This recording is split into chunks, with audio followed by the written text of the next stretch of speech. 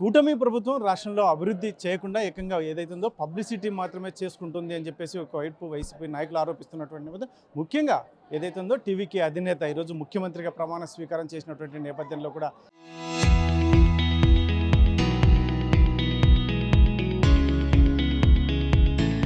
ఏకంగా జగన్ ఫోటోతోనే గెలిచారని చెప్పేసి పెద్ద ఎత్తున వైసీపీ నాయకులు ముఖ్యంగా రోజా కూడా కామెంట్ చేస్తున్నటువంటి నేపథ్యంలో మనతో పాటు మడకశిర ఎమ్మెల్యే ఎంఎస్ రాజు ఉన్నారు. ఏం చెప్తారు ఆయన మాటలు?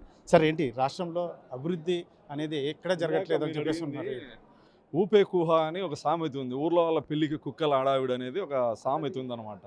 అట్లా విజయ్ అనే వ్యక్తి సూపర్ స్టారు, ప్రతి గ్రామంలోనూ అభిమానులు ఉన్నటువంటి వ్యక్తి. ఆయన స్వశక్తితో పార్టీ పెట్టిన వెంటనే మొదటి ఎలక్షన్లోనే అధికారంలోకి వచ్చినటువంటి వ్యక్తి. ఈయన పార్టీ ఎప్పుడు పెట్టినాడు, ఎన్నోసారి అధికారంలోకి వచ్చినాడు. వాళ్ళ తల్లిగారు విశాఖపట్నంలో ఎంపీగా పోటీ చేస్తే ఎందుకు గెలిపించలేకపోయినాడు? వాస్తవానికి విజయ్ గారు చూపించిన ఫోటో వడివేల్ది. నాయకుడు అనే సినిమాలో ఒక కింది స్థాయి వర్గం నుంచి వచ్చిన వ్యక్తి స్పీకర్గా ఎలా ఎదిగాడు అనే దానికి వాళ్ళ అభిమానం ఎవరో తెచ్చిస్తే అది చూపించడం జరిగింది ఒరిజినల్ వీడియోలో. ఒక ఫోటో ఓకే, వీళ్ళు చెప్పినట్లు ఒక ఫోటో తీసి అట్లా చూపిస్తేనే విజయ్ అక్కడ గెలిచింటే ఇక్కడ 11 ఎందుకు వచ్చినాయి?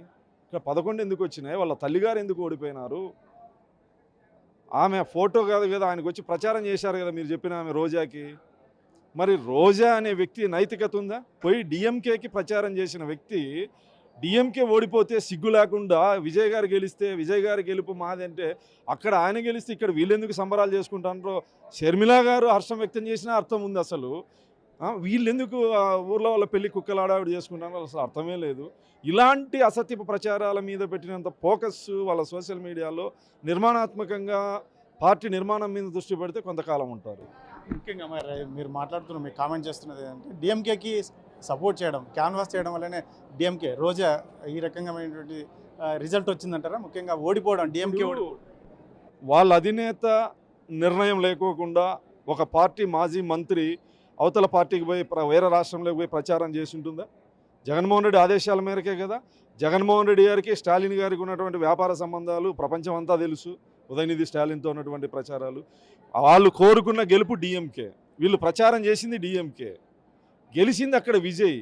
అసలు అనైతికంగా దుర్మార్గంగా ఫోటో అట్లా చూపిస్తానే గెలిచినాడంటే విజయమ్మ గారు విశాఖపట్నం ఎంపీగా నిలబడినప్పుడు దాదాపు 7-8 సభలు పెట్టినాడు జగన్మోహన్ రెడ్డి ఆ పార్లమెంటు పరిధిలో. మరి ఎందుకు ఆమె ఓడిపోయింది? రాజశేఖర రెడ్డి గారి భార్యగా, జగన్మోహన్ రెడ్డి గారి తల్లిగా.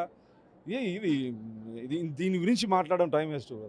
అంటే ముఖ్యంగా ఇప్పుడు రాష్ట్రంలో కూడా పబ్లిసిటీ తప్ప దాదాపు 2 సంవత్సరాలు పూర్తవుతుంది కూటమి ప్రభుత్వం ఏర్పడిన తర్వాత. పబ్లిసిటీ స్టంట్ తప్ప ఎక్కడ గ్రౌండింగ్ లేదు, కంపెనీలు కానీ ఇంకోటి కానీ. గ్రౌండింగ్ అనేది ఎంఓఈల్లో సంతకాలు అయిపోతాయి ఇమ్మీడియట్లీ సినిమాల్లో మాదిరి వెనకాల బ్యాక్గ్రౌండ్లో రావు బ్రదరు. ఎంఓలు అయిపోవాలా, ప్రభుత్వం పర్మిషన్లు, క్యాబినెట్ పర్మిషన్లు, ల్యాండ్లు పర్మిషన్లు, భూములు కేటాయించాలా, పెట్టుబడులు తీసుకొచ్చిన వెంటనే నిర్మాణాలు బయటికి కనపడవు. ఈరోజు హైదరాబాద్ గురించి ఎందుకు మాట్లాడుతున్నారు? ఆ రోజు చంద్రబాబు నాయుడు గారు చేసిన కృషి ఈ రోజుకే కాదు, ఏ రోజుకైనా మాట్లాడుకోవాల్సింది. అదొక చరిత్ర. ఈ రోజు కూడా ఈ 20 నెలల్లో వస్తున్నటువంటి పెట్టుబడులన్నీ ఖచ్చితంగా 2-3 సంవత్సరాల్లో ప్రతి ఒక్కరికి కనిపించే విధంగా ఉంటాయి. వచ్చిన వెంటనే ఎంఓ చేసుకున్నంత వెంటనే నిర్మాణాలు సాధ్యమవుతాయి. ఒక ఇల్లు నిర్మించాలంటేనే ఎంత టైం పడుతుంది? మీ 5 సంవత్సరాల్లో మీరు చేసింది ఏముంది? మీరు 5 సంవత్సరాల్లో అమరావతిని కొద్ది దూరం తీసుకెళ్ళినా ఈరోజు పూర్తి అయిపోయేటువంటి పరిస్థితి. అమరావతిని ఎక్కడికెక్కడ ఆపేస్తుంది. మీరు వచ్చినటువంటి పరిశ్రమలన్నీ తరిమేస్తుంది. ఈరోజు మళ్ళీ చంద్రబాబు నాయుడు గారు, లోకేష్ గారు ప్రపంచ దేశాలు తిరిగి పెట్టుబడిదారులను ఆకర్షించి పెట్టుబడులు తీసుకొస్తూ ఉంటే తీసుకొచ్చిన వెంటనే శంకుస్థాపన చేసిన వెంటనే రిజల్ట్ కనపడాలంటే ఎట్లా? గ్రౌండింగ్ ఖచ్చితంగా కనపడుతుంది. ఈరోజు హైదరాబాద్ గురించి ఎట్లా మాట్లాడుతున్నారు?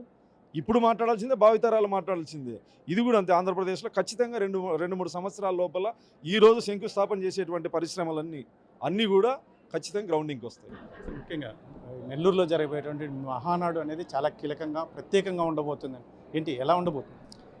మహానాడు అనేది ప్రపంచంలో ఉన్నటువంటి తెలుగుదేశం పార్టీ కార్యకర్తలందరి పండుగ వాతావరణంలో జరుపుకునేటువంటి, అందరూ ఉగాది, సంక్రాంతి, దసరాకి ఎట్లయితే ఎదురు చూస్తారో తెలుగు ప్రజలు, తెలుగుదేశం పార్టీ కార్యకర్తలు ఎదురు చూసేటువంటి ఏకైక పండుగ తెలుగుదేశం పార్టీలో ఉన్నటువంటి కులాలు మతాలకు అతీతంగా ఒక 3 రోజులు జనసందోహం మధ్య ఒక పండుగ వాతావరణంలో జరిగేటువంటి ఆ కార్యక్రమానికి ప్రతి ఒక్కరూ స్వచ్ఛందంగా వచ్చి ఆ కార్యక్రమంలో పాల్గొంటారు. ఈసారి నెల్లూరులో కూడా అత్యధిక స్థాయిలో విజయవంతం కాబోతా ఉంది.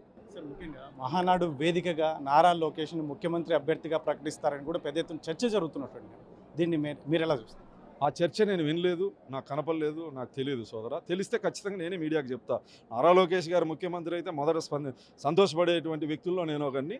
కానీ గౌరవ ముఖ్యమంత్రి చంద్రబాబు నాయుడు గారి నాయకత్వంలో తెలుగుదేశం పార్టీ ప్రభుత్వం పటిష్టంగా ఉంది.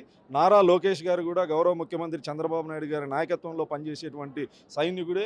మాకు ఏకైక నాయకుడు చంద్రబాబు నాయుడు గారు, ఆ తర్వాత మా మార్గదర్శి నారా లోకేష్ గారు. ఖచ్చితంగా భవిష్యత్తులో ముఖ్యమంత్రి అవుతాడో దాంట్లో డౌట్ లేదు. తెలుగుదేశం పార్టీలో ఉన్నటువంటి కార్యకర్తలందరినీ, యాక్టివ్గా ఉన్నటువంటి కార్యకర్తలందరినీ, 5 సంవత్సరాల కష్టంలో పాల్గొన్న ప్రతి ఒక్కరికి ఆహ్వానం వెళ్తుంది. ఖచ్చితంగా తెలుగుదేశం పార్టీ కార్యకర్తలు అధిక సంఖ్యలో పాల్గొంటారు.